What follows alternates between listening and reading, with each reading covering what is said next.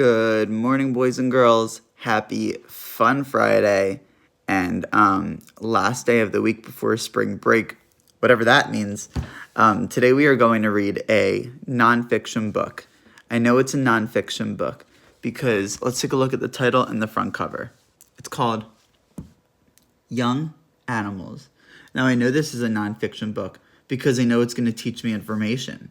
And I know it's going to teach me information because let's take a look at the front cover. Like I said, front cover says Young Animals. It's the first big clue is the title.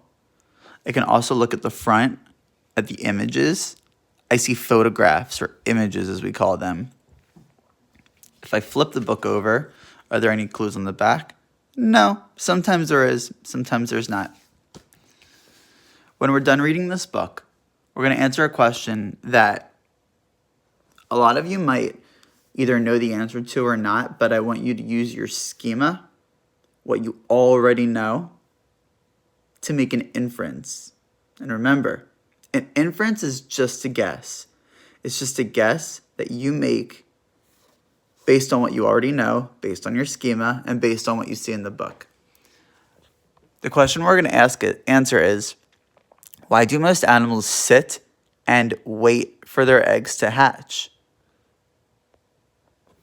So instead of like going out, leaving their eggs at home, maybe looking for food when the babies hatch, maybe doing whatever it is that some animals do, why do animals mostly just sit and wait when they have eggs? Let's read our book, and you can look for the answer while I'm reading. And remember that this is a video that you can go back in to look for the text evidence to answer your question. Okay. While I'm reading, look at how the author organizes every page. There's a big image, and then there's a fact or two facts under the image that are helping me understand what I'm looking at more. During the spring, some animals are born. The young are cared for. Every animal is different. Each animal has different needs. That means each animal needs different things. Even wild animals care for their young. Some stay with their mothers for a long time. I know some of you read about kangaroos with me before. We remember that a baby kangaroo is called a joey, and it sits in its mother's pouch while it's growing up. Other newborns come out and find their way all by themselves, which I remember in school we also read about sea turtles, how they are, baby sea turtle eggs are laid in the sand, and then they hatch, and then they race to get to the ocean. Some animals are born live.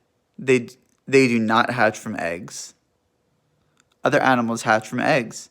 Both of these young animals are ready to see the world.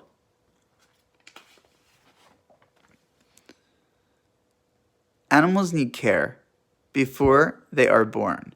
Some fathers take care of their eggs. Let's stop our video for a minute and look at the sentence.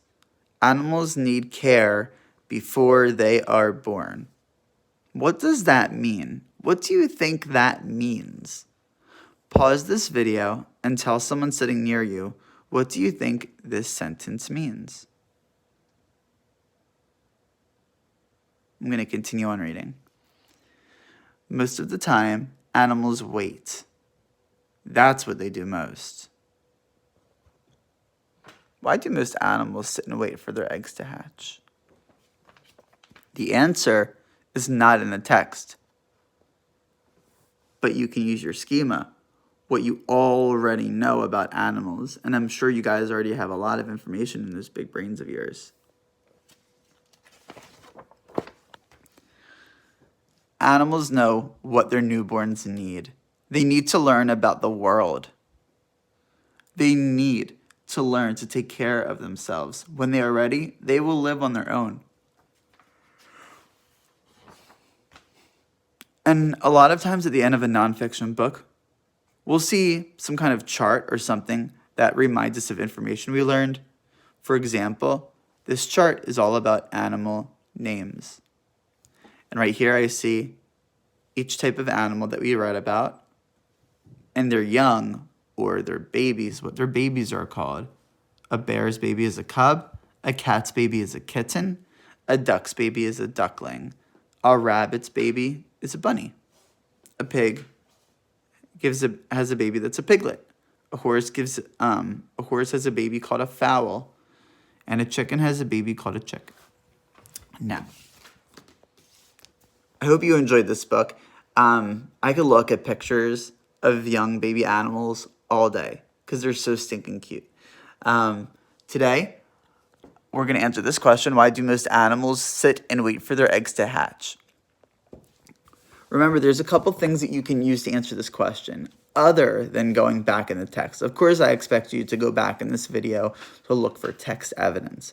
But I also want to see you use your sentence starters, such as if our question says, why do most animals sit and wait for their eggs to hatch? You would flip that and restate it to say, most animals sit and wait for their eggs to hatch because blank. Then you can say, I know this because on page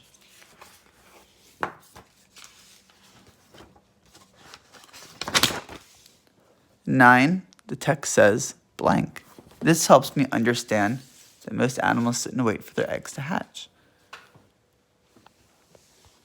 If you have any questions, please feel free to contact me on ClassDojo. Otherwise, make sure that you post your work either in the comments section or send it to me over Classroom Dojo messages.